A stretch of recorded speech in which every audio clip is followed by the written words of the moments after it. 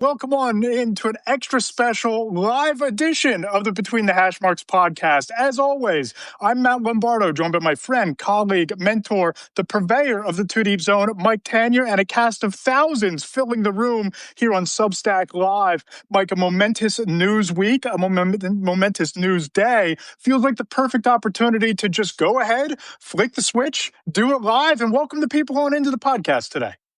A momentous news last 25 minutes.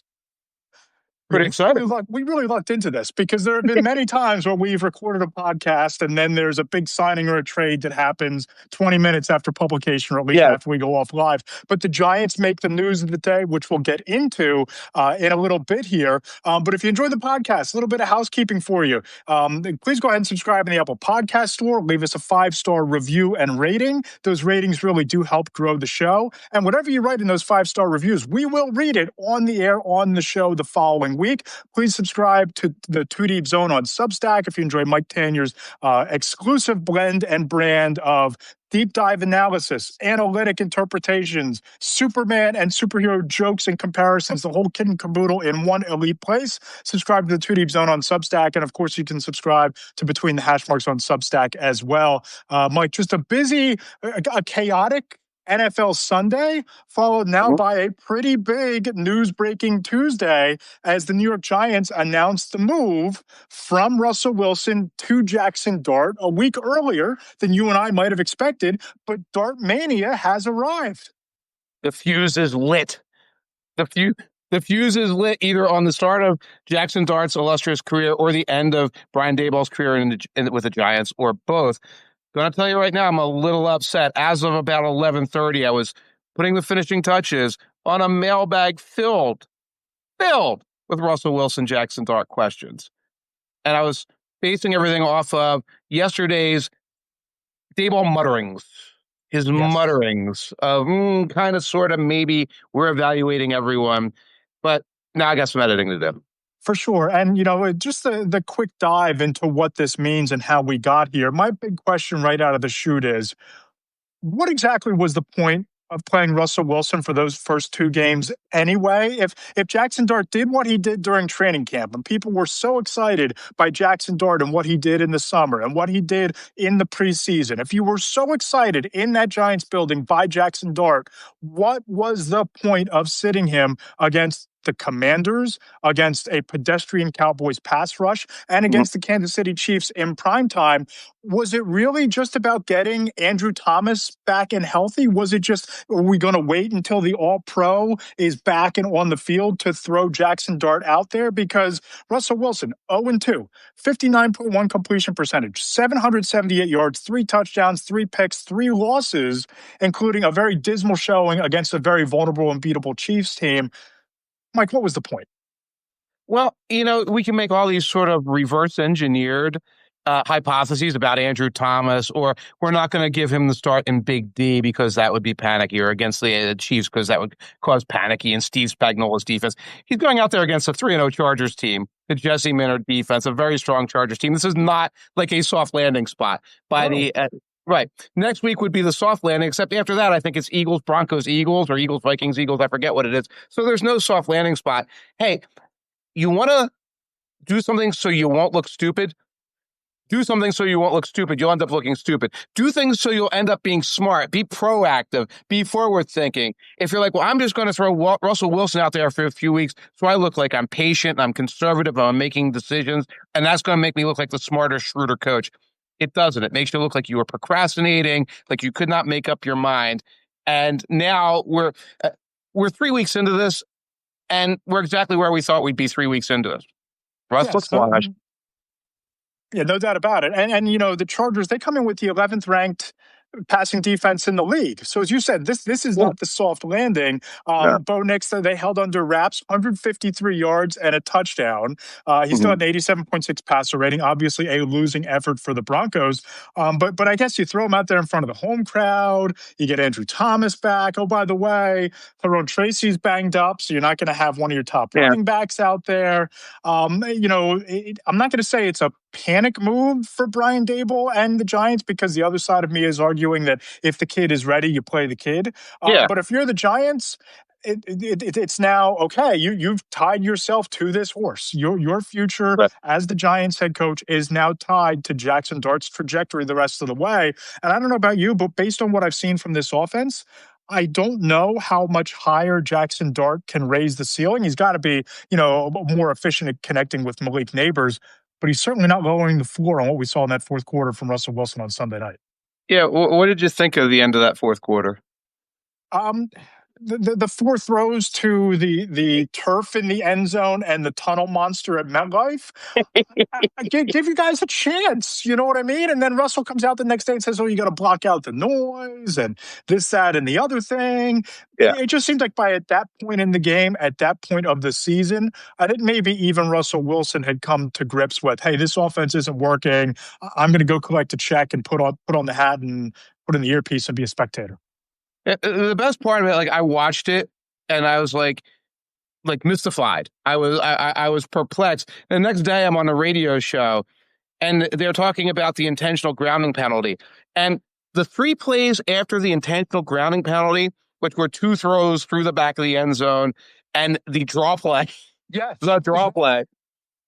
They were so bad, I forgot he drew an intentional grounding penalty. Like normally, if you're in that situation, he threw the ball so far into the tunnel that they drew intentional grounding. That would be the part that stuck in my head. I forgot about it because 3 other things happened that were equally or more stupid afterwards than that. And you're right. That might have been a little bit of a thing here. Like, okay, Russ is in paycheck mode right now. Whatever the competitor was, it is evaporating before your eyes. He's now out there trying to avoid hits, trying to keep the stats looking good, which is a situation they had in Denver as well. So, but here we are now with Jaxson Dart. Ready or not, Dable's playing the last card. This is the last card. Mark checks in the chat. There's less pressure on Dart now. He doesn't have the possibility of a competent veteran looming over him. We've seen that doesn't exist. I guess that's true. I mean, I guess you saw that because I think that what bothered me most about the end of that game is how the rest of that game played out. You're watching this Chiefs offense and Travis Kelce is having balls bounce off his hand. Patrick Mahomes is underthrowing Travis Kelce by 2.5 yards on a simple out route to the sideline. He's not connecting early with Thornton. They're not getting anything going. The Chiefs were there for the taking. The Giants defense was keeping them close enough in that game that a competent quarterback and a competent offense might have been able to pull off the upset. The competent veteran wasn't there. Just before we went on the air, Mike, I reached out to a handful of people, and an AFC scouting director just got back to me. He said, quote, "Jaxson Dart is a talented athlete who flashes arm talent. He takes some chances, doesn't have the arm strength to win on those gambles, but also how he handles adversity will be critical. Last year's Florida game was a complete and total meltdown mentally. And by the way, Oxford is not New York," unquote. So that's kind of what he's up against, which goes back to my theory of holding Jaxson Dart until you're back in New Orleans against arguably the worst defense and the worst team in the league in the New Orleans Saints. Cut down on the adversity, kind of build the kid's confidence.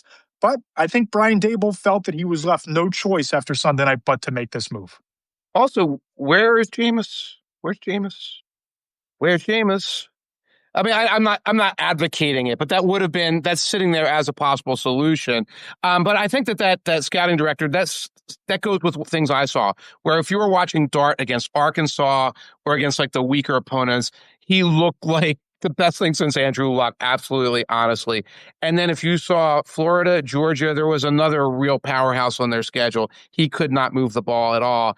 And I don't know if he lost his composure. I don't know if it was that type of thing, but he was taking hits and he wasn't able to fit the ball. And so we're going to see who he is. Because no matter what now, over the next couple of weeks, he's in New York. He's going to take losses in New York. He's probably going to, after a victory, get the Sam Chise treatment. He's going to get a nickname. He's going to get all that stuff, and then he's going to lose it. And that's the kind of stuff that has to get managed in New York. And I'll tell you who I don't trust at this point to manage that at all. It's Brian Daboll. No, not at all. And, you think about it, we don't have to look that far. Mike White was the great white hope for the Jets a couple of years ago. Oh, my God. Right? Oh, my God. There was the Sandwichize and the Sandchize, and I'm guessing Chris Streveler had a nickname at some point for a few minutes there. But here's a question. What do you do with Russ now? Man, I don't know what you do. You like, do you start fielding calls? Because I mean, From who? From who? you got me. You got me.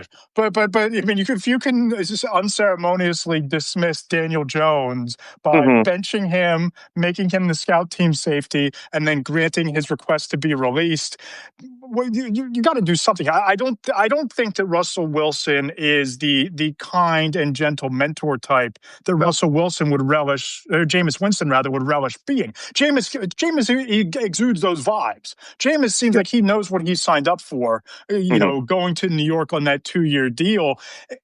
I just don't know. I don't know. Russell Wilson just does not seem like he's the type of guy who's going to sit back, hold the clipboard, and when Dart comes running off the field, be there to meet him with the Polaroids and say, "Hey, here's what you missed." And I can't 100% blame him on that.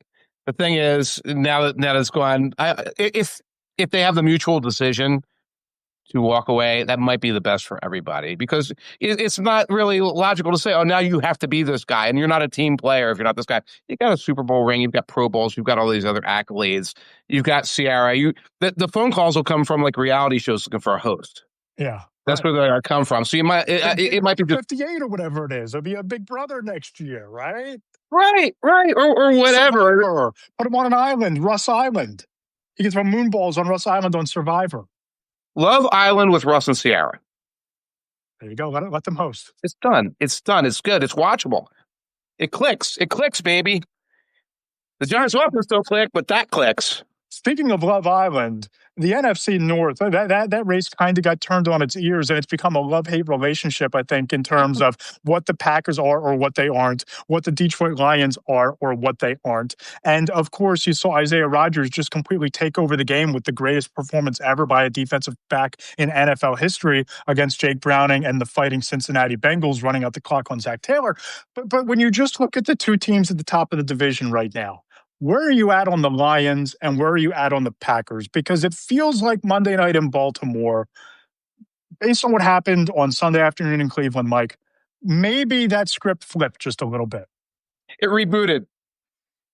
We slapped the side of the NFC North and it rebooted. It's rebooted in factory specification mode now after week 1, after the Parsons trade. We are back to, the Lions are those guys. They are that team.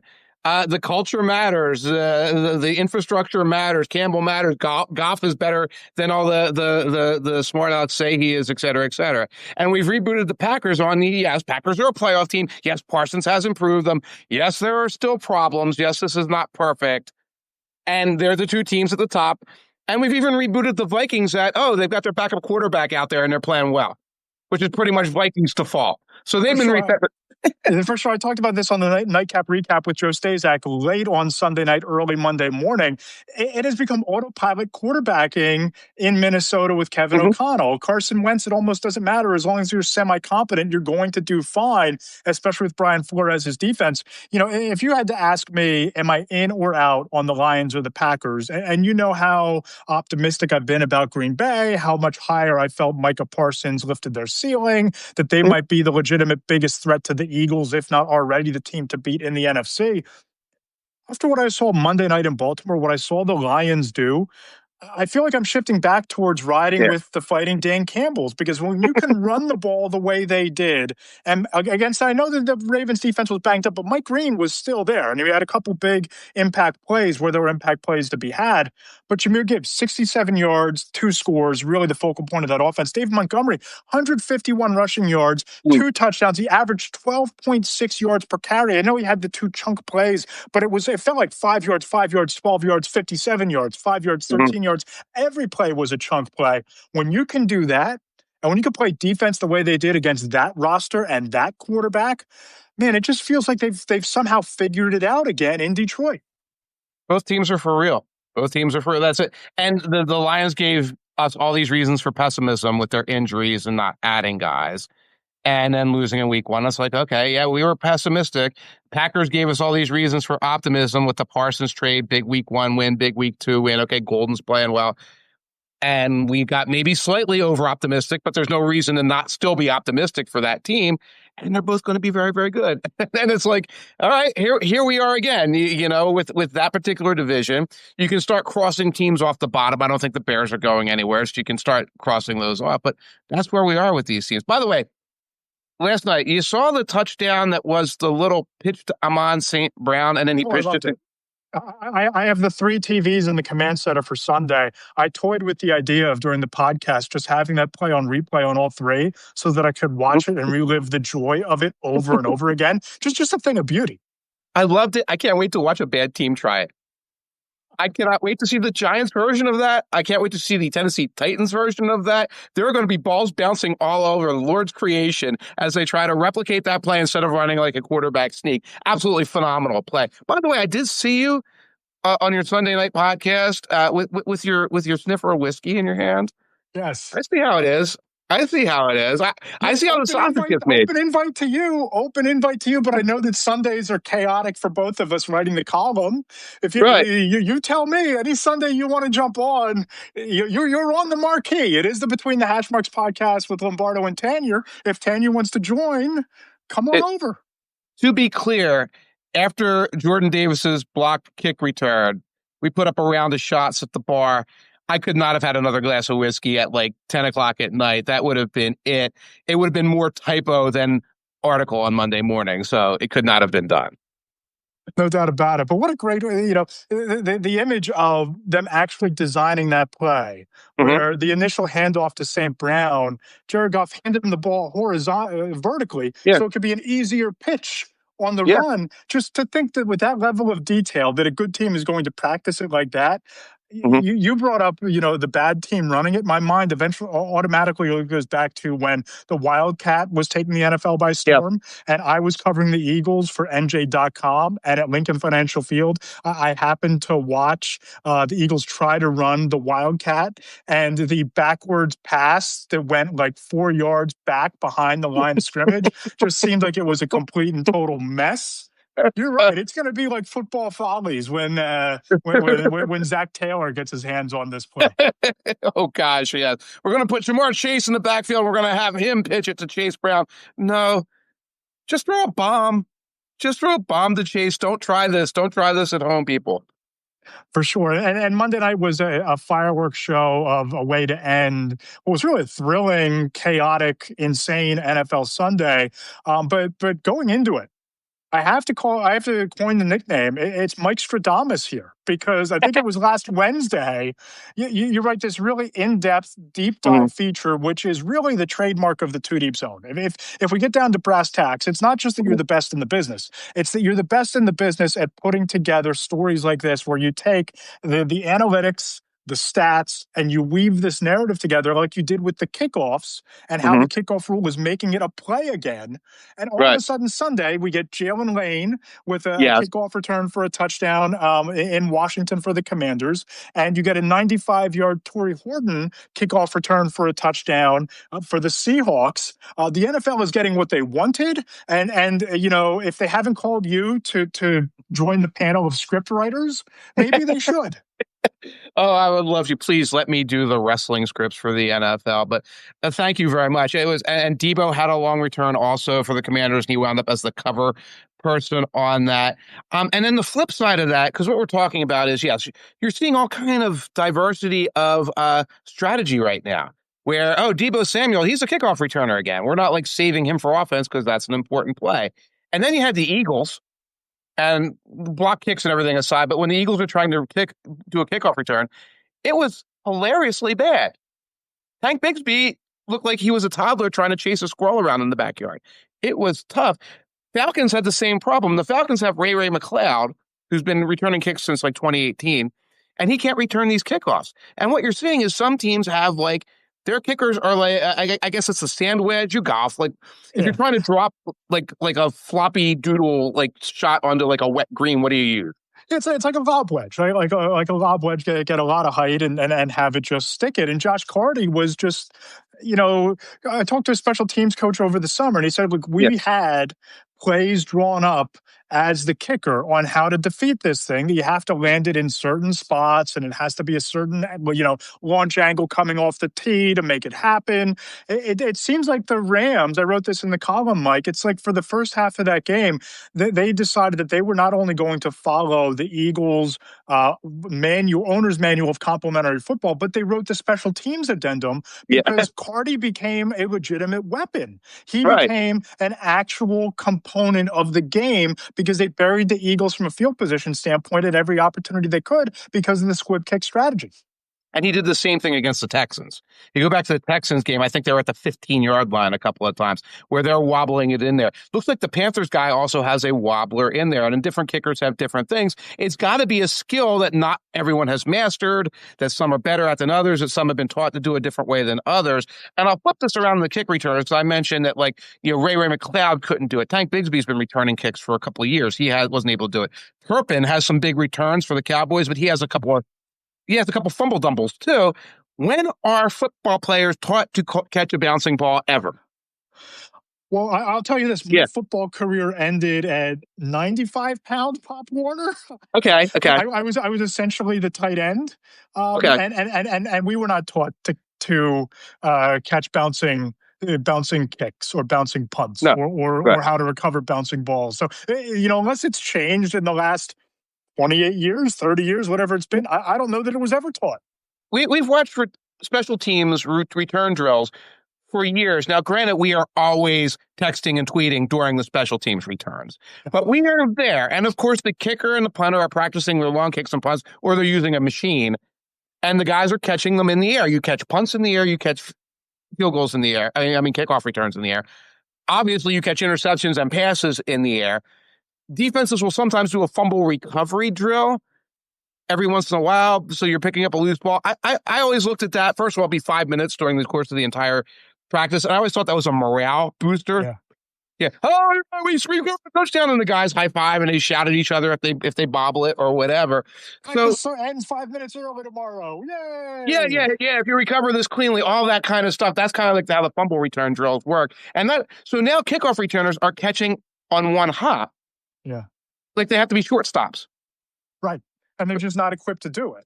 Right. They haven't guys that are equipped to do it. Yeah, they haven't practiced it. I'm sure they practiced it in spring and summer, but they didn't practice it when they were 19 or whatever. So we're going to have an adjustment period to it, and that's going to be really fascinating. And a lot to get into in that Eagles game. We'll get into the offense and how it came alive late. But Kyle Lutz checks in the chat, says, Mike, what do you think of the Eagles blocking 2 field goals? The first time in exactly 50 years, Bill Bergey blocked 2 field goal attempts and an extra point back in 1975. A little bit of history there for my guy, Kyle Lutz. Well, Kyle, I know you are younger than me, so I don't know where the Bill Bergey fact came from, but I love it. I love it. I love to hear it. I don't remember that, and I'm very old. But 2 field goals, first time since Bill Bergey. Obviously, you're based in the Philadelphia area, Matt. Absolute pandemonium. You love to say it was a fluky win when you get right down to it. There's a fluky element to it, but the Eagles were in that game because they went down 23-6, did not throw in the towel, found adjustments, found A.J. Brown, who I know we want to talk about A.J. Brown a little bit, rediscovered him, hiding in plain sight in the offense, also made big stops on defense, and you put yourself in position to to roll a crip, to roll a natural 20, and to get that fake kick, block kick. For sure. And I think that what that game really showed is I think that it proved a couple of narratives as close to fact as you're going to get. The big picture, defense can still win you a championship, right? Because, Vic Fangio's defense, it bent, it buckled, but it didn't break you. They held the Rams to 4 field goal attempts in the first half. That game could have gotten out of hand really, really quickly to the point that the Eagles wouldn't have been able to come back. But I also think it reinforces the fact that A.J. Brown, not Saquon Barkley, not Devonta Smith, maybe not even Jalen Hurts, But A.J. Brown is the most important offensive player on that Philadelphia Eagles roster because you think back to a year ago when he was out against Tampa Bay, the offense looked completely out of sync. You look at what happened on Sunday for the first half, really 2.5, 3/4 of that game, the offense really looked out of sync. But all it took was that 38-yard bomb to get him involved. 2 plays later, it's a 33-yard strike down the seam to Dallas Goedert for the touchdown. I spoke to an AFC scout afterwards, and he told me, quote, A.J. Brown is so big, so fast, so strong that Philly gets blown out if he doesn't make that one big play in the second half. I think he's right.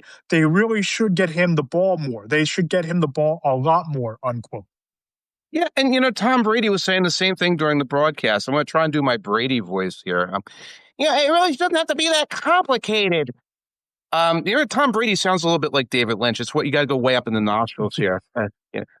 He's so much bigger and stronger than the guy covering him. You just get the ball up there. Just put the ball on his hands and see if he can make the play. And really, that is it. And I think there's been a reluctance so far this season to do the obvious. And I don't know if that's a Jalen Hurts or Greg Caputo or Fitz Sirianni, or just that every year they add 27 new wrinkles to the offense because there's a new coordinator. Put the ball up for A.J. Brown and worry about if he's getting covered by Jalen Ramsey or somebody like that when he's getting covered by Jalen Ramsey. Until then, if it's Emmanuel Phil Forbes, put the ball up there. And that opens everything else up. Now, I was talking on Aaron Schatz's podcast, and on that one play, that first play you're talking about, it was twins to the right, A.J. Brown, Devontae Smith in the slot, 2 tight ends on the left, shotgun. I think it was shotgun. I don't recall. But like Barkley in the backfield. In the old days, it would have been Swift or somebody in the backfield or Sanders. That's hard to stop. If you're going to throw the ball deep up the sideline to Brown or have him do a scissors or some other thing and make it committee, that's going to be hard to stop. If you run the ball to the right with Saquon, it's going to be hard to stop. If you do a zone read, it's going to be hard to stop. You don't have to have 27 pieces of motion and empty backfields and all of these other things when you have this personnel. You can have a relatively stripped-down playbook that's instinctive, and adjustments can be made at the line of scrimmage, and you can beat most opponents with that if you're the Philadelphia Eagles. And I'm hoping that what we saw in the second half is the time we're going to see more of that in the weeks to come. For sure. And, it just seems like if A.J. Brown is that vital to what they do, if the big play opens up so much of it, I don't understand the concept of committing to the run as aggressively as they were trying to do on Sunday without loosening up the safeties over the top, without making the linebackers respect the middle of the field, especially when you're looking at a situation where Saquon Barkley through 3 weeks, averaging 3.3 yards per carry. Sunday, he averaged 2.6 yards per carry. He has 58 carries, 194 yards. It was always going to look a little bit different going into this year because teams are going to sell out to take Saquon Barkley away. But if they're doing that and it becomes apparent early on that you're not going to beat them with Saquon Barkley, you need to start going over the top earlier on to A.J. Brown, not only to get A.J. Brown involved, but to kind of unlock everything else that you do really well. Yeah, and there are things that the Eagles just don't do much still, like play-action passing. It's like you can do a play-action pass. You can do a play-action zone read where they're worried about both Barkley and Hurts running, and then you can take the ball over the top. Again, some of this stuff is relatively primitive, and I'm shocked that it's not in the offense right now. But let's see, maybe that was a sign of things to come. And it's like, let's keep it simple. Let's get the ball to our playmakers. Hey, Barkley can run outside, too. I mean, the number of times where it's like, okay, we're just going to go like right between the guard and the tackle here with Barkley and see if there's like a 15-yard hole waiting for him. I don't know. At some point, you have to say, no, there was always creativity in that running game. That has to come back. For sure. And I think that when you look at what the Eagles are right now, you asked the question in the outline, are they the worst 3-0 defending champions ever? I don't know that I'm ready to go there, only because I think that defensively they have a lot of things that you're still trying to figure out. But that defense is playing at a really high level. They're getting stops inside the red zone. They're manufacturing pressure without a really dominant individual pass rusher. And they're 3-0. They're finding ways to win. It's hard to win in the NFL. It's not college where you have to blow teams out 42-7 to, put together style points to impress the playoff committee and all those things. They're undefeated. The biggest test so far to me is going to be Sunday in Tampa, because I look at what the Buccaneers are doing. Baker Mayfield's playing at an elite level. Mike Evans is playing really well. Emeka Egbuka looks like he's arriving ahead of schedule, not just as a luxury piece, but as a legitimate weapon. And that defense, they'll pressure you all day. Todd Bowles does not give a damn about pressuring on 62% of snaps. He knows his guys are going to get home, and his safeties and his defensive backs are good enough that when they don't, he's still going to force you into a mistake. So I think that Sunday's a big litmus test barometer game for both the Eagles and the NFC race. But that offense is going to have to start pulling its weight a little bit if you're going to think about them making a long playoff run. Also, Tampa is mortar for the Eagles. You can go back for years, and Tampa is where the nightmares tend to happen. Last year, there was a nightmare in Tampa. Got to check the injury report on Evans. Got to check the injury report on Lane Johnson. Is that correct? That's a situation that's still developing right now. Shoulder and neck, I believe, for Lane Johnson. Evans left the game early, but even so, Egbuka looks like he is the real deal. And I know it's hard to win with just one receiver, but they run the ball really well with Bucky Irving. They run the ball really well overall. They still have Cade Otton. They still have, Baker Mayfield and his mobility and manufacturing plays. And it's just the idea of going down to Tampa in 94-degree weather and 107% humidity. It just feels like this is a spot for a Buccaneers team that's itching to make a statement, to maybe get a scalp to hang on their wall. Right. And all I can say about that right now is nobody's perfect in the NFC. Nobody's perfect in the NFC. Buccaneers are winning. They're winning these games at the end with miracles every single week. That's not a detriment, but if you're going to say, Eagles are only winning close games, Buccaneers are only winning close games.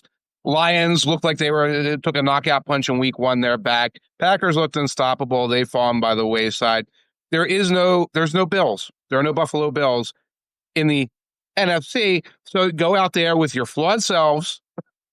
Try to mask your flaws. Try to accentuate your strength. Eagles and 4 or 5 other teams are in position to do that and do that all the way to a Super Bowl. For sure. And, it's going to be a fascinating race to see develop because you have the Packers, you have the Lions that are picking up steam, the Bucs are the Bucs, the Commanders.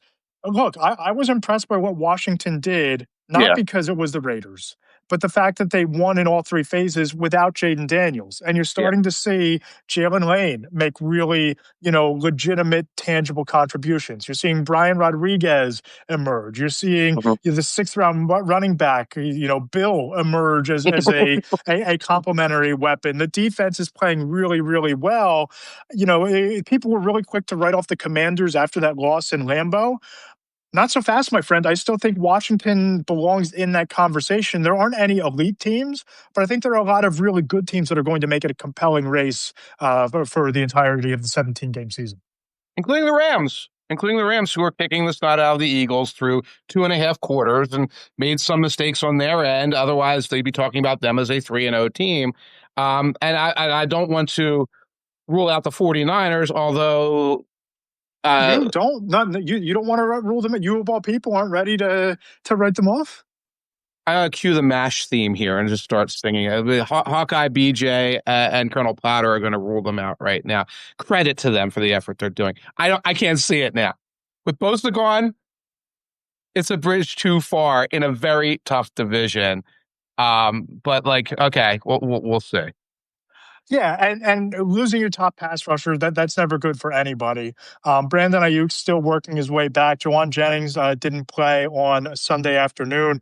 I will say, I like the balance. I like the fact that they're not running Christian McCaffrey into the ground, but he still finds a way to post 140 yards from scrimmage. He's still a major factor there. And Ricky Pearsall. Whether Ayuk comes back or not, whether Jennings comes back or not, Ricky Pearsall might be wide receiver 1. 8 catches, 117 yards, has a 34-yard play, has another catch of 15-plus yards. I don't know if it's going to be Brock Purdy or Mac Jones this week. It sounds like Purdy might be coming back. Yeah. Are they healthy enough to withstand it? I guess that's going to be the biggest question for them. I like the balance in that they don't really have an offense, but their opponents don't really have an offense. And that's how they're winning the games right now, where you go out there, the Seahawks, you get into a muck fest, the Saints, you get into a rock fight, and the Cardinals, you wait around for the Cardinals to implode, and that's how you win the game. I don't know. I'm looking up ahead. Jacksonville's going to be an interesting litmus test for the Niners this week. Talk about a self-destructive team. You can get them to trip over their own feet. Then you go at Rams, at Buccaneers. Okay, maybe you're 4-2 coming out of those, and Ayuk is coming back. We'll see. It looks like fate itself is trying to play its hand against this team. As it has for the last couple of years, right? Hasn't the storyline the last 2 years been, is the attrition going to catch up to them? Are they going to be able to overcome the injuries? Is playing that many games as they have the last 3 years, runs to the Super Bowl with the conference title game, going to catch up to them? We thought it would have been a year ago, and it was. Maybe there's just too much attrition, too many injuries, and it's kind of a reload cycle for John Lynch and the 49ers right now. They were the healthiest team in the NFL when they went to the Super Bowl. It's like they sold their soul and said, Satan, we sold our soul for the health that we need to be leading in overtime in the Super Bowl. And Satan was like, you got it. You got it. Airtight. You don't even want the trophy? You don't even want the airtight. No, the way you said it was perfect. I can't find a flaw in your reasoning. No problem. And I'm not going to injure all of your players for 2 years after that. You good work, Kyle. Genius. No notes. But here's the thing. We talk about the mash unit, right? We talk about the injuries. We talk about losing your top pass rusher. We talk about the revolving door quarterback. Mike, they're 3-0. And the Cardinals look like they took their best shot, and their best shot was playing decent defense, forcing a couple turnovers, and then Marvin Harrison Jr. dropping an infield fly rule, right? And that's just what they are. Yes, infield fly rule. Can I just say this? I have to say this to Aaron. I know if I'm on Jared's podcast or whatever, the Cardinals are bad.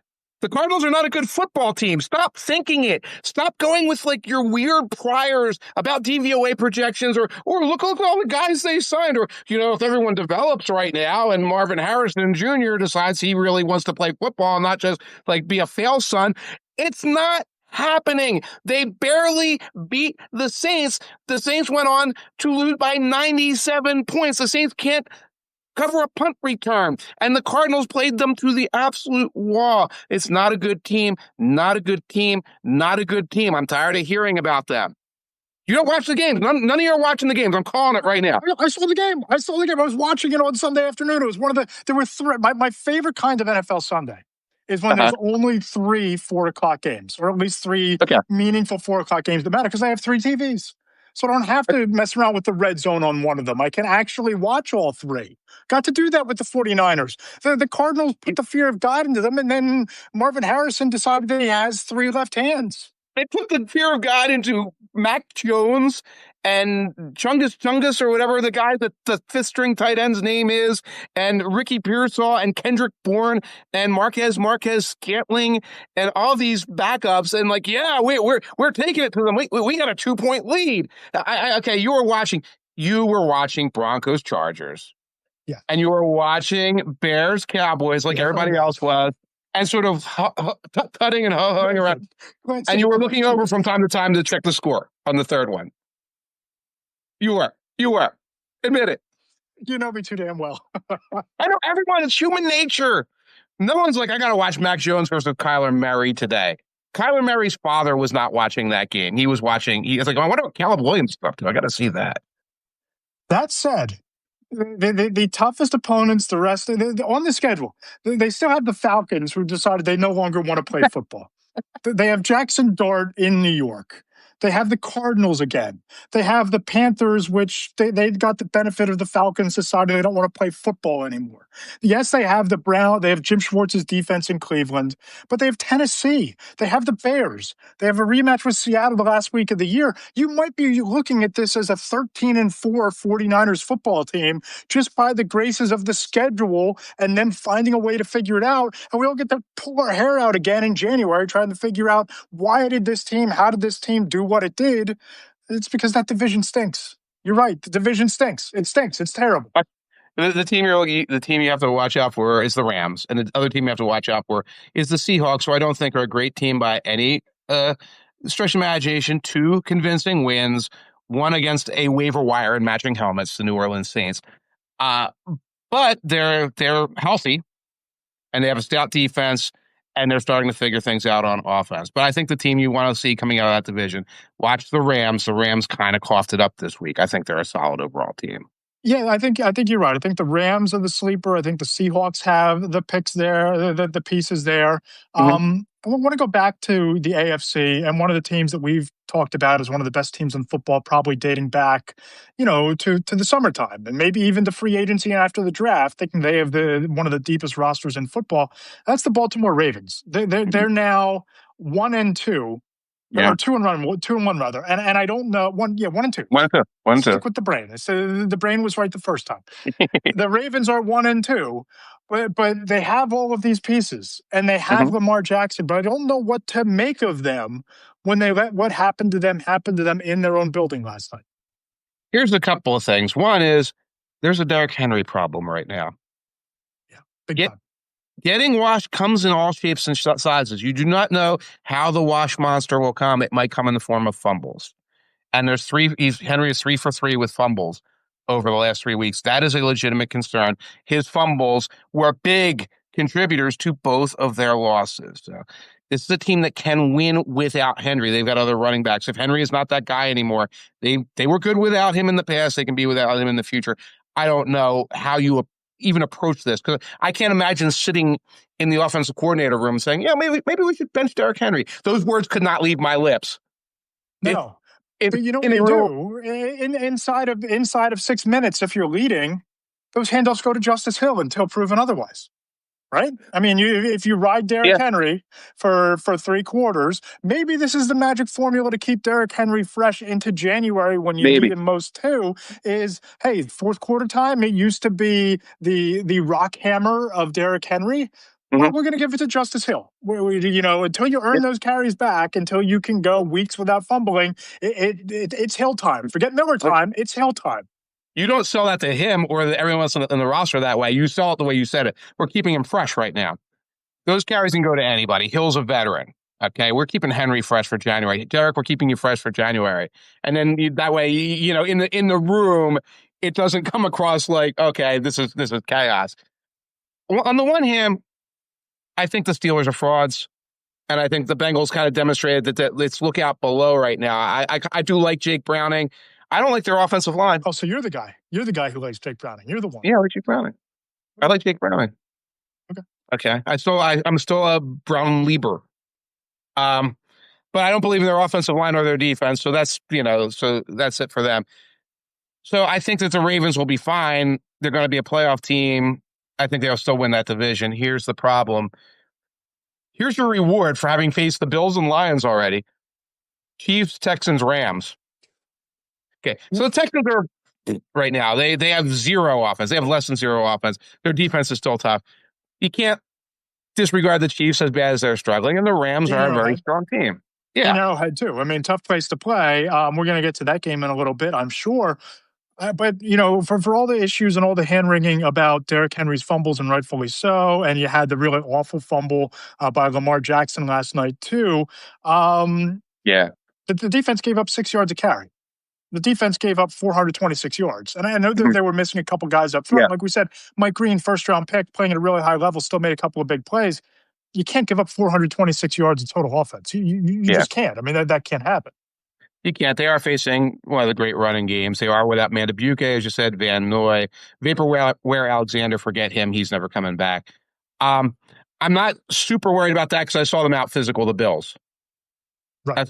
And the Browns are a physical team, and they were able to out physical them. They've got to get to the bye at 3-3. And they have to figure out what they're doing with Henry, because they've shown in the past if they have depth, they can adjust on defense. They can figure out a way of eliminating these flaws. For sure. Let's fast forward here to week 4 and the circuit game, but we are taking the primetime matchup off the board because I think we're both going to have eyes on Cowboys and Packers. Hell, maybe we should sit down and watch that game and have the nightcap recap together, even though we're both writing columns. We're both going to have eyes on Cowboys, Packers. A lot of drama there. I just almost can't wait to see if Micah Parsons goes off. The constant panning of the Sunday Night Crew cameras into the owner's box to get Jerry Jones's reaction. I almost can't wait to see that. But circlet game, what do we got? I picked, I want to keep a wide berth on other things. We joked earlier about the worst 3-0 defending Super Bowl champions in NFL history, the Philadelphia Eagles. How about the worst 3-0 team ever to completely blow out two of their opponents, the Indianapolis Colts? Now, of course, I'm always being facetious with that. Colts are demonstrating they're a pretty strong team overall. Miss me forever with Daniel Jones is good now. That is false. That is not a real thing. Daniel Jones is exactly as good as the Cardinals, which is not good. But good supporting cast around him, sturdy veteran line, sturdy veteran defense, winning the games they're supposed to win. Going up against the Rams in Los Angeles, I believe the Rams are 4.5-point favorites. Now, whatever you might think about the Colts, would you take the Colts plus 4.5 in that game? Yeah, I think I'm taking the points. Oh. I think I'm taking the points. I'm not ready to, put on my Daniel Jones fan club hat quite yet. But the dude is checking all the boxes, right? And my God, he's checking the boxes. He's literally standing there checking boxes. Like he's going click, click, and the Dolphins pass rush and can't get to him. And Brian Callahan's on the sideline looking at his play sheet like, what do you do when you're at the 48-yard line? Is that field goal range? And Jones is back there, what do I have to do when I go home? Anyway, sorry, go on. Yeah, you're patient. I see you patiently waiting through this rant. Go on. You have Michael Pittman Jr., you have Alec Pierce, you have Jonathan Taylor, you have an offensive line that he never had in New York. Yes, he had Saquon Barkley. He never had anything else. He has the pieces. He has 816 yards and 3 touchdowns, no picks. That's the biggest differentiator for me, because what dogged him in New York was the putrid offensive line that they've spent 15 years trying to build, and they're still trying to look at the blueprint and understand the directions like it's an IKEA piece of furniture, how to build an offensive line, and they still can't figure it out. He doesn't have those issues in Indianapolis. He has Shane Steichen, who understands quarterback play, at least to a degree. Yeah, I'll take the Colts with the 4.5. And heck, I think Daniel Jones can play them into a division title, because I don't believe in any of these other 3 teams. I don't even believe in the Colts, quite frankly. I don't believe in the AFC South, but they're undefeated. They're getting the best quarterback play. They have the best offensive line. Right. There is that level where it's like, since I disbelieve the entire division, I disbelieve Daniel Jones equally, and therefore I think they can win. And that's fine. That's fair. It looks like we'll know more. This is the game with the wedge issue as to how for real you think they are. By the way, have you ever tried to put together a piece of IKEA furniture? Dude, my daughter's the dresser drawers where she keeps her clothes. I mean, they're not quite bow done, but they're not level. It's like a Pee-wee's Big Adventure type thing where they're all these weird kind of punch the bottom of the drawer back up into place every time you put the laundry back in there. Yes, I loathe IKEA furniture. If I could sell just a few more Substack subscriptions, maybe I could afford to have somebody come to my house and build it for me. Or just buy non-IKEA. Just buy non-IKEA. Scientific fact proven, statistics have shown 97% of American divorces begin at IKEA. That makes sense. Yes. Yeah. Is it because of what happens on the bedroom displays? Are people lying? It's because of what happens when one spouse tries to put together the piece of furniture and fails and turns to the other spouse and they begin sort of snipping each other. Or when you're in IKEA and you're trying to follow the arrows and you start getting lost. And then, shouldn't you stop and ask for directions? I'm not going to ask for directions in IKEA. Where are the meatballs? We just want to get to... No, I don't want to get the meatballs. Trust me. Yeah, you wind up in the warehouse. You're trying to get to the meatballs. You wind up in the warehouse for all of this stuff. Yeah. Oh, that too. You have to go to the warehouse. 30 years of marriage. 30 years of marriage, one trip to IKEA. Yeah. And it almost came crashing down. That's good marriage maintenance by you. Yeah, no IKEA. So when I worked at a previous outlet, we would get, publicists would send us product. Say, hey, here's this cool product. Talk about it on the podcast, or all these sort of things. I had a publicist send me I believe it was $2,500 or $3,000 NFL Blitz arcade, the actual arcade game that they have in the arcade. I spent about an hour trying to build the thing. This was about maybe 4 years ago. The pieces are still sitting in the corner of my office. 2 of the pegs are connected, but nothing else. So if anybody knows how to build these things, and you want to make $50, I'll ship it to your house and you can build it and you can drive it over with your truck. How's that sound? We'll have a contest and the winner gets the partially built NFL Blitz. So, talk to your neighbors. Somebody will take that off your hands. I mean, that's an NFL Blitz console. Yes. Yeah, that's a lot of fun. I probably would have splurged to hire a contractor to put it together for me. In the perfect world, it's sitting right here as part of the backdrop for the podcast, and then afterwards, as it's loading, play the video game. It'd be fun. Absolutely. A couple more subscriptions to Matt's Inside the Hashmarks. He may be able to hire a contractor to come and put together his NFL Blitz arcade game. So we have a goal here on the Substack. Okay, member supported, independent journalism. This is your chance. Paid subscriptions. If we get to a certain number of paid subscriptions, maybe we'll see it in the back there, and we'll get to we'll watch Matt play, and I will comment on his style. We could do a play-by-play. It'd be great. It'd be a great segment. It'd be a great bit for the pod. My circular game. We go to Arrowhead and Chiefs Ravens. Yeah. It's the big one. And this is the monster that Lamar Jackson and the Ravens can't slay in January, but they get the opportunity to drive the stake through the hearts of this year's Chiefs team in their building, coming off a brutal loss at home on Monday night, a short week. It doesn't matter. They go in there, and they're only going to have so many chances at this, right? Because I think that both of these teams, I think the Ravens are still the class of the AFC North, as you said. I think that the Chiefs, the metamorphosis of the Chiefs, when they get Xavier Worthy, Rashee Rice, and Taquan Thornton all on the field at the same time, it's going to induce whiplash from saying, oh, the Chiefs dynasty is over, they're done, to this being one of the most prolific, explosive passing offenses in the sport come November, December, January. This is the chance to make all of that irrelevant if you're Baltimore. Don't screw it up. Go in there, get the upset, change the narrative, change the page, because at 1-3, I don't even think Andy Reid and the Chiefs are coming back from that in a conference that has the Bills and has the Ravens and has the Chargers. Right. And somebody's going to be 1-3, which is shocking at the end of that one. And when you say you're not coming back from that, you're not coming back from that and running a gauntlet to the Super Bowl.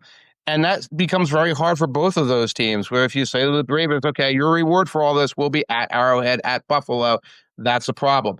The Chiefs, if you turn to them and say, if you mess this up, now you're a wild card. So you're going to have to do some goofy at Indianapolis, at Baltimore, whatever. It just makes we're going to pull ourselves together at the right time. It makes that even harder. Mike, what's coming up on the Two Deep Zone? Mailbag. I just had to edit a bunch of things. I have to finish them about Jaxson Dart now being the starting quarterback. People had a lot of Saints questions, which was weird, but we're doing it. Eagles questions, philosophical questions. It's a multi-day mailbag. Let's put it that way. What do you got coming up? Can't wait. Friday mailbag as well. So if we have a lot of people in the room, if your question kind of overflows from Mike's mailbag, fire it my way at Between the Hashmarks, because I'll reach out to NFL scouts and executives, agents, get their thoughts on the biggest storylines around the league. It's a Friday tradition unlike any other at Between the Hashmarks. So that's coming up on Friday. And then, of course, 4 Downs on Monday. I don't know how an NFL Sunday can top what we just saw in week 3, Mike, but it's going to be fun to watch the league try, right? Next Sunday starts at 9:30 in the morning. Yeah. Long day. Yeah. Long day. I might have an extra pour on Sunday. Yeah, I will not be having a pour with you. Calling it right now. I'm not doing Sunday night this time. Not with that on the schedule. But we will still have lots and lots of fun. He's Mike Tanier. Follow him on Blue Sky at Mike Tanier. Be sure you subscribe to the Two Deep Zone. It's mandatory reading every Monday. My tradition is my daughter gets on the school bus, drop my son at daycare. I get my coffee at the coffee shop, and I sit down and I walk through before going with my day. Subscribe to the Two Deep Zone on Substack. Be sure you can follow me on Blue Sky at Matt Lombardo NFL, at Matt Lombardo NFL on Threads. Be sure to check in on YouTube. If you're on YouTube, subscribe at Matt Lombardo 975 and Between the Hashmarks on Substack as well. Mike, this has been a lot of fun. I love the interaction with the folks. I'm glad everybody could join us. We might make this the new normal for the podcast. It went so well. It was so much fun. We'll see you from here. Yep, absolutely. Take care, everybody. Enjoy the rest of your week.